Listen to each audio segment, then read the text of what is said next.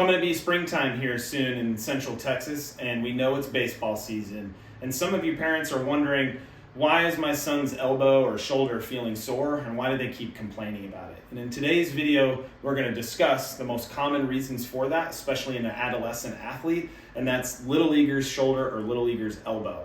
This is a problem that affects the joints, specifically the growth plate, both in the elbow and in the shoulder, and oftentimes manifests at the beginning of the season, so here pretty soon, and then oftentimes towards the end of the season when the joint itself or the growth plate itself is starting to give to the demands of the sport. So big things that I'm going to cover today are the risks and then what we can do about them. Okay, so risk big time is at the beginning of the season when they're going through a big growth spurt, so maybe tracking height could be valuable for you. And if you see your son is shot up an inch and we're really upping the volume of baseball during that time, they're going to carry a little elevated risk. Now, we can't slow them down from growing, but we can manage the amount of volume that they play. Outside of that, pitch volume's a big one. Everybody's using pitch counts these days. Make sure you observe them and make sure you're judicious with the rest that's recommended from them, especially after a pitching event and going to the next practice.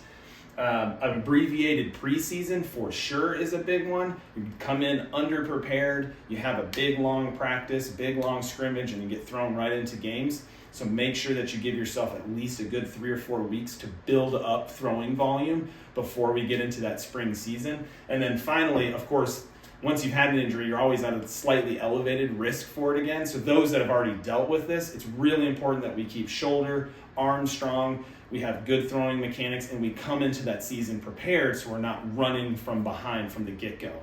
Outside of that, you need to come in and get an assessment to take a look at these things. Oftentimes it requires some x-rays so we can look at the growth plate and make sure it's not widened too much compared to the non-throwing side, and then get you on a treatment plan to get you back out on the field and playing your best.